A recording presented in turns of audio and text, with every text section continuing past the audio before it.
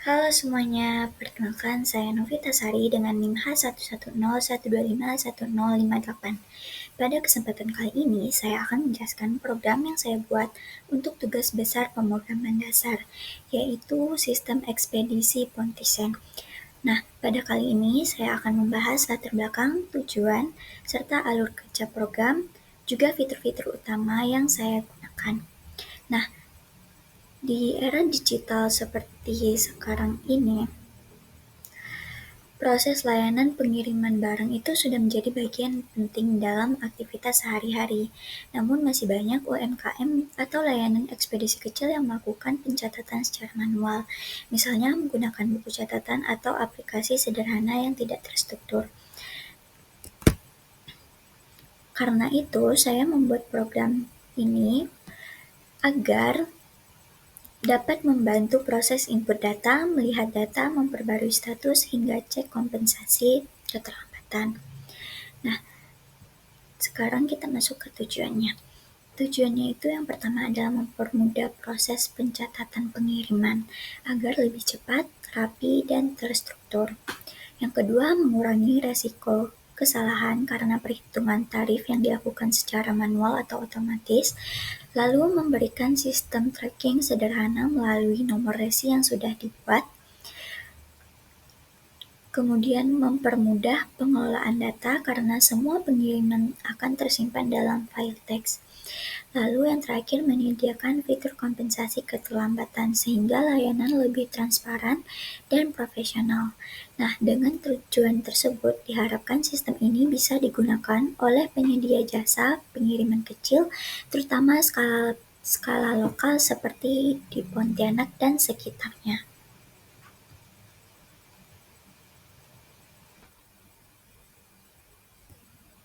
Oke, sekarang kita lanjut ke gambaran umum programnya.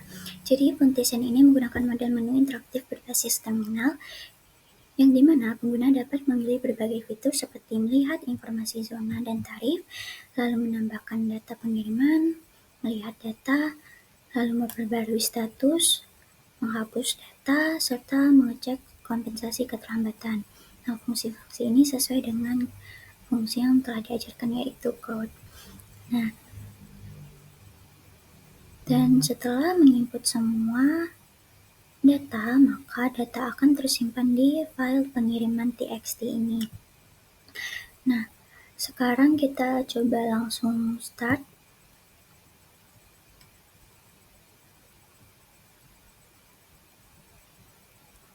Sini dia akan menampilkan menunya. Lalu kita coba untuk menu pertama. Nah, dia akan menampilkan informasi zona, tarif, dan estimasi. Nah, di sini itu zonanya ada 2, yaitu yang ada di dalam kota Pontianak, serta yang ada di sekitar Pontianak. Nah, masing-masing zona ini memiliki layanan yang berbeda, dan setiap layanan itu juga memiliki tarif yang berbeda.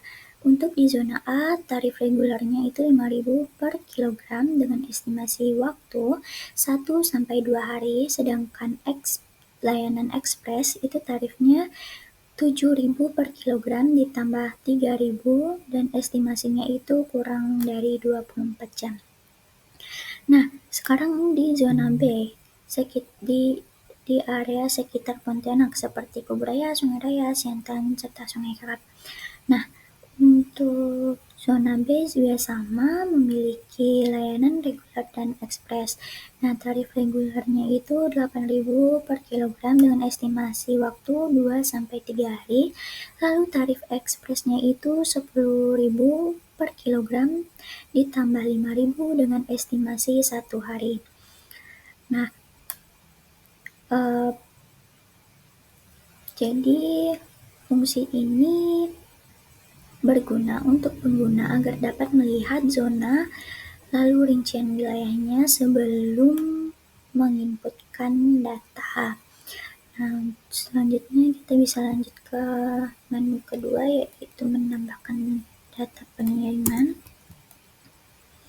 Di sini dia akan menyuruh kita untuk menginput nama pengirim, misalnya nama saya Novita, dan lanjut ke nama penerimanya itu misalnya Nova, lalu tujuannya itu misalnya di Kuburaya. Itu kan berarti di zona B ya. Kita lanjut lagi ke masukkan berat barangnya itu bisa menunya sekitar 2 kg. Nah, zonanya itu kan dia di Kuburaya. Otomatis ada di wilayah sekitar Pontianak, yaitu di zona B. Lalu layanannya kita bisa pilih ekspres misalnya. Nah, di sini dia akan mengeprint nomor resi, total biaya, serta statusnya. Nah, misalnya kan ini sudah ada data nih yang kita input, lalu kita mau lihat datanya. Kita bisa pilih menu ketiga. Nah, jadi tampilannya akan seperti ini. Ada nomor resi, tujuannya, layanannya, serta statusnya. Nah, misalnya kan sudah jelas nih. Sudah jelas datanya seperti ini.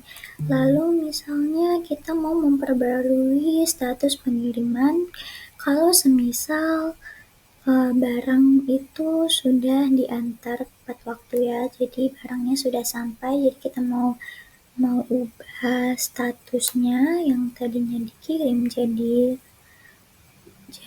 sudah sampai gitu ya. Bisa kita coba dulu. Nomor 4, lalu klik. Nah, ini kan dia akan menampilkan nih data sebelumnya nih. Datanya seperti ini. Lalu dia menyuruh kita masukkan nomor resi yang akan kita perbarui. Nah, ini kan resinya cuma 1 ya, datanya cuma 1, jadi kita coba hapus dulu. Kita copy, lalu kita paste. Nah, status saat ini dikirim. Kan kita mau ubah statusnya menjadi sudah sampai ya. Jadi kita ketik. Nah, outputnya akan seperti ini. Dia bilang datanya sudah berhasil diperbarui. Bisa kita lihat ya. Kita coba untuk lihat data pengiriman apakah dia masih ada atau tidak. Tuh, masih ada dan statusnya berubah menjadi sampai. Nah, misalnya ini kan sudah sampai dan kita nggak perlu datanya lagi ya. Misalnya, lalu kita mau menghapus data tersebut, lalu kita bisa menginputkan nomor 5 ini, menu nomor 5, kita coba. Nah, nomor resinya kan ini, cuma ada 1 ini, lalu kita coba copy untuk dihapus. Nah, dia bilang data berhasil dihapus. Kita coba cek lagi ya, masih ada atau tidak. Coba. Tuh, maka dia inputnya seperti ini setelah datanya kita hapus.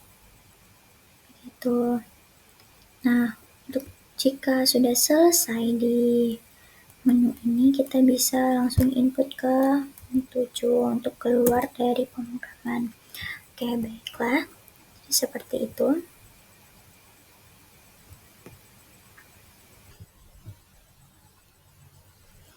Oke, penjelasan tambahan.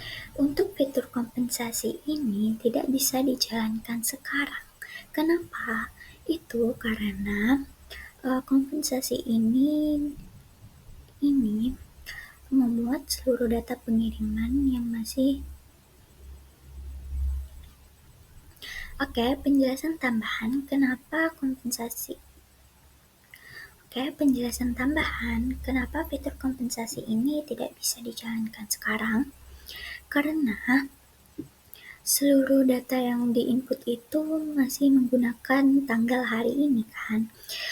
Nah, sedangkan fitur kompensasi ini berjalan ketika adanya selisih hari. Jadi ada keterlambatan waktu pengiriman. Tapi karena ini masih baru dan datanya baru diinput hari ini, maka dia masih dalam proses pengiriman. Jadi kalau kita tetap jalankan proses kompensasi ini, maka outputannya itu akan berupa printan paket masih dalam estimasi pengiriman. Seperti itu. Dan jika memang ada keterlambatan dalam waktu mengirimkan barang, maka dia akan menjalankan fungsi yang ini. Nah, jika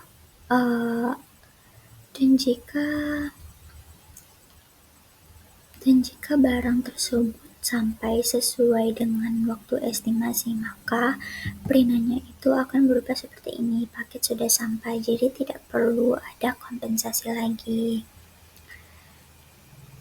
Nah, seperti itu.